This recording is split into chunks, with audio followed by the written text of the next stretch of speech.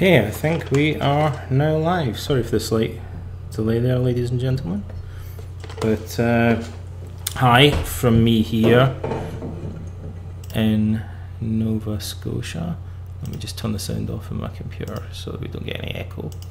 Cool. So if you want to just say hi and where you're from, just confirm that you can all see and hear me okay, then I think we're good to go. So welcome to week 3 of How to Think Like a Roman Emperor. Okay, I think there we go. So just do a little introduction today, and then I'll do some basic housekeeping stuff like I usually do. I'll look at your comments from the previous week. So there's some good stuff in there that I can respond to. That allows me to kind of personalise the webinar a little bit. It's all things that kind of like, if one person asks a question, it's usually relevant to most of the other people doing the course anyway. And then we'll do a preview of week 3, and then I'll have a look at any questions that you've posted in the live chat area as normal.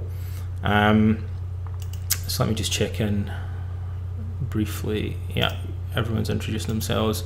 You're all getting the audio okay, presumably.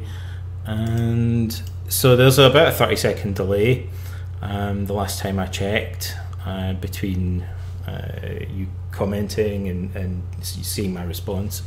If you want to address a question to me directly, if you put @Donald in front of it, then it's easier for me to spot it, because the live chat comments only stay up while the stream is going.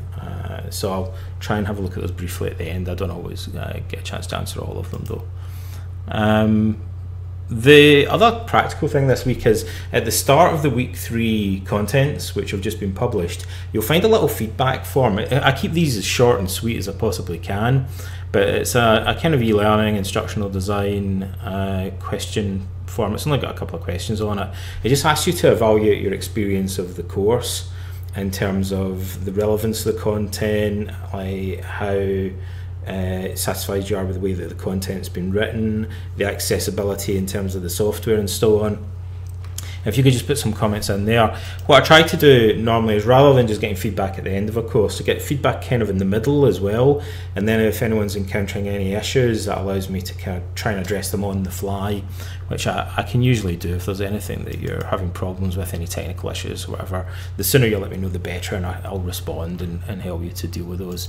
Also, even in terms of content, if people feel there's something that's missing that they'd like to see addressed, then usually I'll try and fit it in somehow, either by sharing links to articles or maybe even adding content or including it in the webinars within reason. Sometimes people say what they're interested in would be kind of a separate course in itself, but if you let me know, I'll try and adapt the course content so it meets your needs.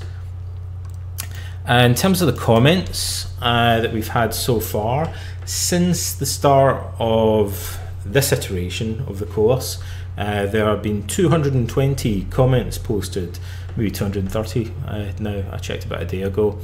So if you go back and look at some of the previous discussions, you'll probably find there's a lot of things that people have posted, and I tend to reply to most of the comments that people put up, not all of them, but most of the ones that I think kind of require some sort of response from me as the trainer or facilitator, I'll comment on. So without further ado, let's get into looking at the week 2 comments. Audio and video good, cool, that's always good to know. Right, so week 2 was about conquering worry and anxiety. So we've just reached the end of that, and looking back at some of the content, just going to review it and comment on some of your comments. So the excerpt was about getting out of bed. Marcus's famous issues getting out of bed in the morning, and he didn't have the benefit of cold showers like modern Stoics, presumably. So he obviously had to psych himself up a little bit, and he clearly has some kind of practices that he follows in the morning as well. He describes them in slightly different ways, though. There are, what, 3 or 4 passages in the Meditations where he talks in different ways about getting himself ready in the morning, psychologically, using his Stoic techniques. And I threw in a passage from Seneca as well, because passage 2.1 in particular of the Meditations is quite famous. It's one of the best known passages, and rightly so, because in a sense it's the beginning of the Meditations. Like, book 1, many scholars believe, was probably written later, and then, you know, kind of put in front as a sort of preface. And, you know, there's some reason to believe 2.1 is kind of the start of the exercises proper. And it's interesting that the title that was originally given to Meditations was "to himself," which is a phrase that occurs throughout the book and actually occurs in that very first passage. So he says to himself that he must imagine all the kind of obstacles that he could encounter in the day ahead, people being obstinate, treacherous, and so on. So he's doing premeditation of adversity, basically, which is one of the techniques that the Stoics use to deal with their anxiety and other negative feelings. But it's interesting that when Marcus does it, like, normally Seneca, Epictetus talk about preparing for exile, poverty, death. Marcus mainly is preparing for betrayal. It's all interpersonal stuff that he talks about here. And if we look at his life, he had to put up, as I've mentioned before, with, you know, we can guess that there was a lot of intrigue in the Roman court, but actually we know there were several major betrayals in his life. One of them was the start of the Manic War, where the northern tribes had been conspiring possibly for years, and then sprung this kind of surprise attack in breach of a peace treaty against the Romans. And then obviously the usurper, his friend, apparently Avidius Cassius, who launched this civil war against him later. So Marcus has these kind of political intrigues, interpersonal issues, betrayals. It's not surprising that at the beginning of book 2 we see himself preparing for that. So what did you folks have to say about that? There were a bunch of people that made similar comments, so I'll pick that out first. Walter, Alexander, Chris, and maybe some other people as well, had said they liked this idea of there being a kind of natural role for humans, and, you know, telling ourselves that just like bees and ants have got a job to do, you know, we've got a job to do in life, and we should get out of bed and do that. You know, it's not just a question of what we feel like, but we've got a kind of duty to ourselves to fulfill our potential and so on. That's kind of how Marcus psychs himself up. It's not even so much that he's saying I've got a job to do as emperor, although I guess that's part of it. He's more fundamentally, he's telling himself, I have a job to do as a human being.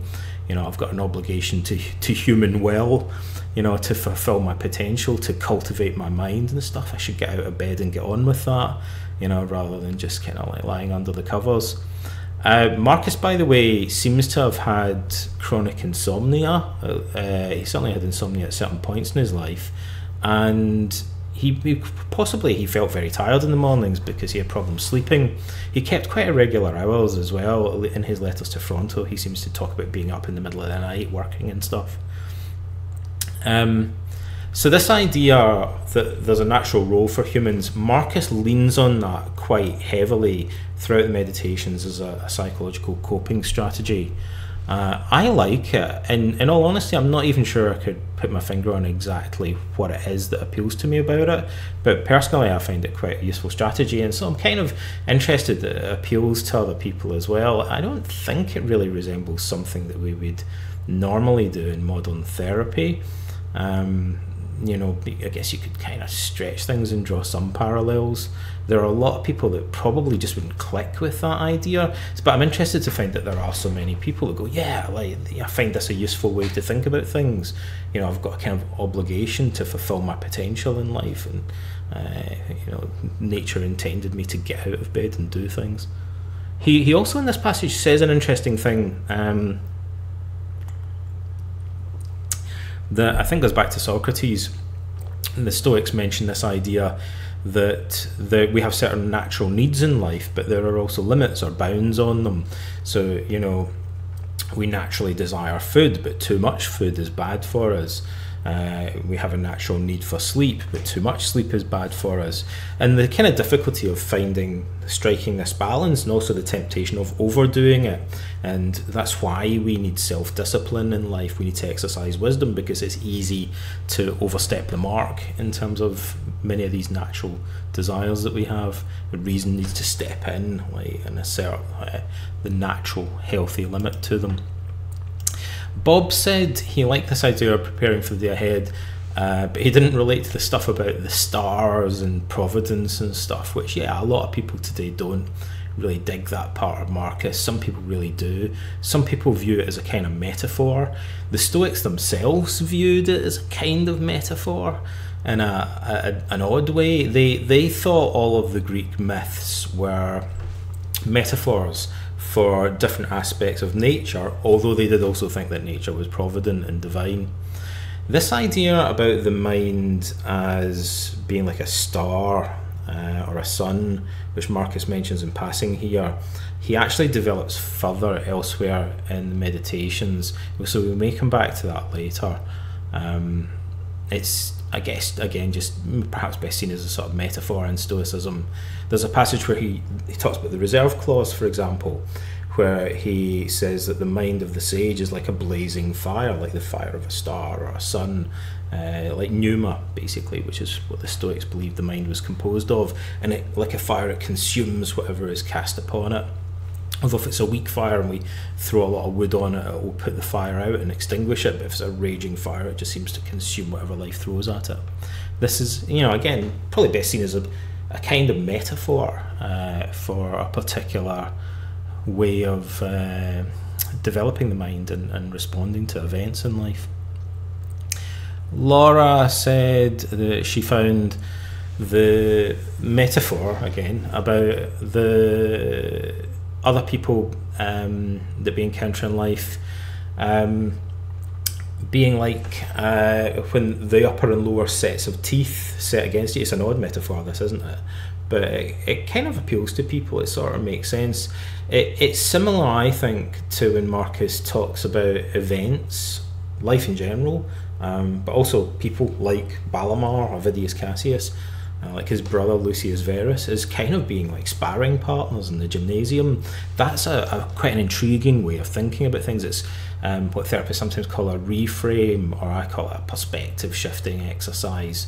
You know, like when rather than just being annoyed with people and angry with them, can we see them as, you know, like inadvertent, unintentional sparring partners, giving us an opportunity to develop our own character by dealing with them in the right way? Is that how Socrates saw the people prosecuting him, the jurors in his trial, for example? Also, like a prescription, like this idea that bad events are kind of almost like psychotherapeutic prescriptions or medicine that Asclepius or Apollo's prescribing to us, which we'll come to in week 3 when we talk about how Marcus thinks about coping with pain and illness. It's a bit like, I guess it's a bit like saying these things are sent to test us, but there's a little bit more of a philosophical system coming into play here. Josh, human history shows a lot of conflict and competition. Some of these are comments that I responded to probably in more detail on the website, whereas on the course. Whereas Marcus says we're designed to work in harmony. I'd say, yeah, I mean, there's no doubt that the Stoics thought that we're all messed up, and in fact they were kind of ridiculed by other philosophers. For example, the academic skeptics, they thought they overstated the kind of negative side of things. So although Marcus says that we're designed to work in harmony, the Stoics very much, you know, acknowledge that we don't. That we're all messed up, fallible, flawed human beings. We're all riddled with vices. Marcus clearly thinks that he's got like plenty of vices himself, and there's a kind of humility about Stoicism in that regard, which I think is potentially quite appealing. You know, there are no gurus in Stoicism. Even the founders of Stoicism didn't claim to be perfectly wise, unlike Pythagoras, Epictetus, some of the other founders of philosophical systems. So there kind of couldn't be a personality cult. So the Stoics sort of think we're all in the same boat in a sense, and we are all in conflict. You know, we're not always good friends to each other, but there is a sense in which nevertheless we're designed to have that potential within us to aspire to. I guess it's kind of like a utopian vision on the one hand, but the Stoics think it's implicit in our nature. They say that nature is like an unfinished poem. Like, I feel like you could see it as like a gestalt, an unclosed circle. We're kind of left with the beginning of human nature. We haven't really developed its full potential, but by looking within ourselves, we can kind of figure out what that might be like. So we have reason, but we're not wise. But by understanding reason, we can figure out what would it be like if we really used this properly, and developed reason to its full potential. So the Stoics would say the goal is kind of implicit there in the faculty itself. Although, that's not to say that we're all fully rational or fully wise by any means, quite the opposite. Timothy said, Marcus appears to take time to train himself through contemplation each morning. Yeah, some people, when they first read the Meditations, don't even see that somehow. They just think it's a kind of load of random musings. When I first started to write about Stoicism, that was the view that many people took, that this isn't a therapy, there's not a system here. And now actually, even over the past 20 years or so, it's much more the received wisdom. The Stoics are describing a whole bunch of techniques. Pierre Hadot was really the person that made it possible to itemize, catalogue all these different techniques properly and bring them out. I think it's much more obvious in the Greek as well, unsurprisingly. Things are a little bit clearer. Sometimes the English translation obscures the fact that the Stoics are using a technical term, or that there may be passages that are translated differently in English, and in the Greek it's obvious that they're using the same concept. So we can see things being a little bit more systematic in the Greek text than they come across in English. And there's clearly a systematic use in Marcus of different psychological exercises going on, including these morning exercises. As I mentioned earlier, it also becomes more apparent when we look at other Stoics and we see them, like even Seneca, with whom Marcus has very little apparent connection with Seneca. It's not really clear that he'd read his philosophical letters. It looks like he maybe read something by him, possibly his political speeches, which are mainly lost to us now. But yet both Marcus and Seneca describe a similar, in very similar terms, preparing for the day ahead, which suggests that they maybe are both referring to a shared earlier source. Karen says, could Stoics appear to judge themselves too strictly? This is a very interesting point, because the caricature of Stoics is that they're stern, right, and austere and harsh, and even in the ancient world they were kind of viewed like that to some extent, So I'd be happy to say, well, maybe there are things in Stoicism where it comes across that way. There are, though, definitely aspects of Stoicism that mitigate against that sternness or harshness. There's lots of things that we can pull out where they emphasise what we might now, therapists now would probably call compassion. And unfortunately, it'd be nice if we could just kind of jump on that and say, look at all the stuff referring to compassion in Stoicism. But Stoics would really balk at that term because it implies sharing someone else's passion, which, just in terms of the terminology, it's kind of awkward because it suggests sharing their suffering or something.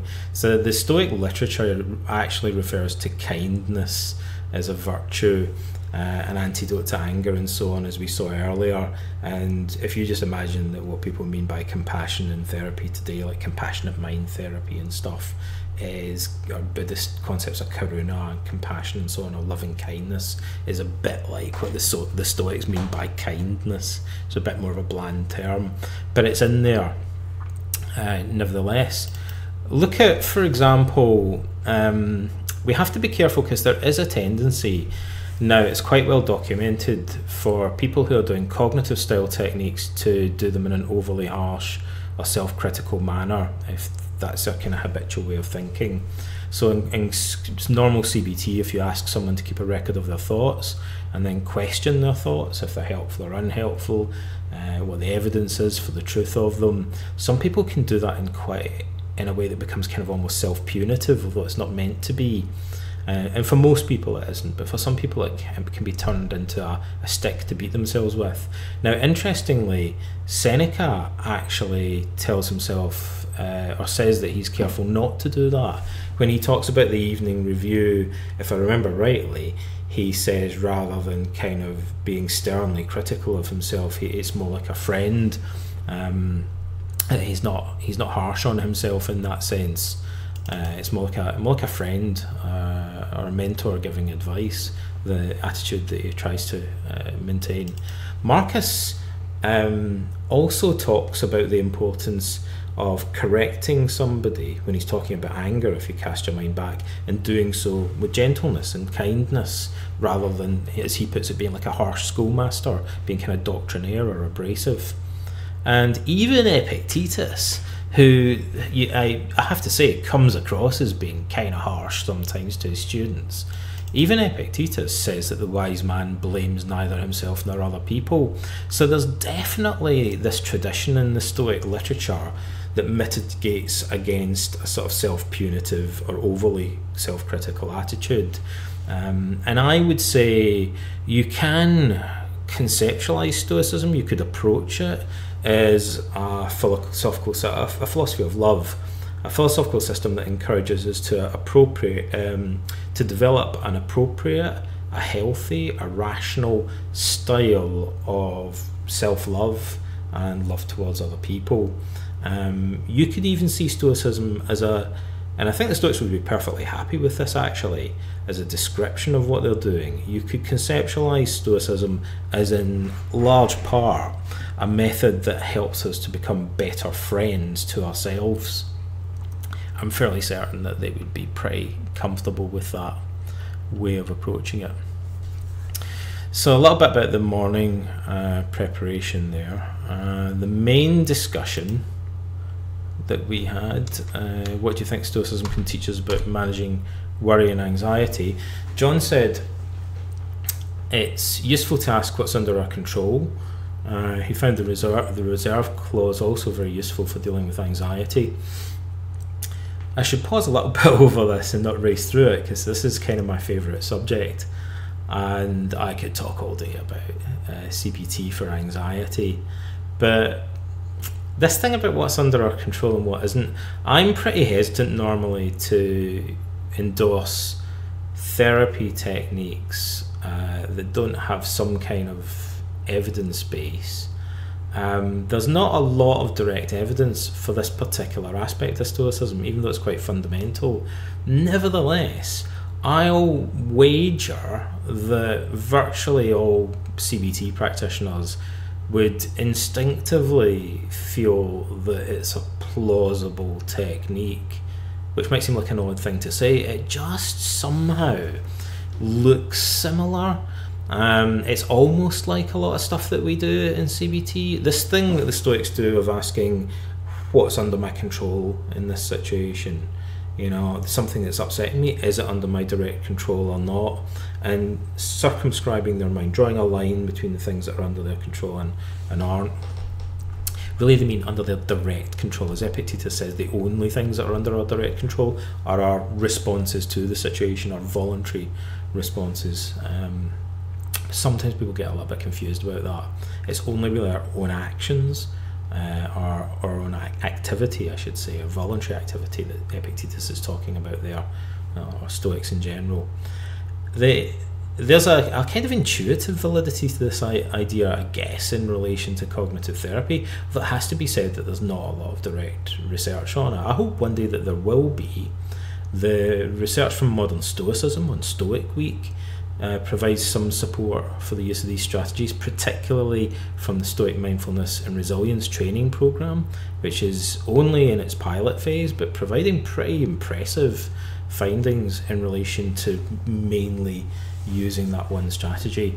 And it's thematic in Epictetus and in Marcus Aurelius. If you look closely, it's not always obvious that he's referring back to that concept, but he talks about it very frequently. I just find from practice that people that are learning Stoicism will often lean nowadays, as I said, Marcus leans quite heavily on this idea of doing what's nature intended him to do, when he's getting out of bed in the morning, fulfilling his natural potential.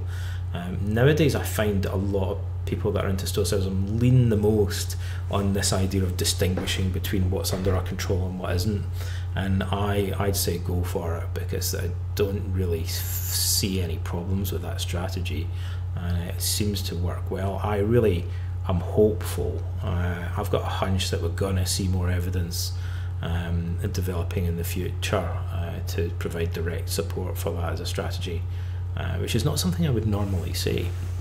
I'm a fairly conservative type when it comes to therapy techniques. The reserve clause is a similar technique, really, and you could say the reserve clause is just about saying when we plan any action, the outcome of it by definition isn't under our direct control. It's in the future, it hasn't even happened yet. So nevertheless, we have to have some sort of outcome that we're aiming. When we set off on a journey, usually we've got a rough idea where we're heading or what we're trying to achieve. But the Stoics think that we should pursue that with a sense of detachment, basically just simultaneously acknowledging that we might not achieve it. Fate willing, God permitting, inshallah, Deo volente. There are all these phrases that people have used throughout history to remind themselves of the fact that they don't control the future, they don't control the outcome of their actions. And so to be to be sort of detached about being thwarted in life.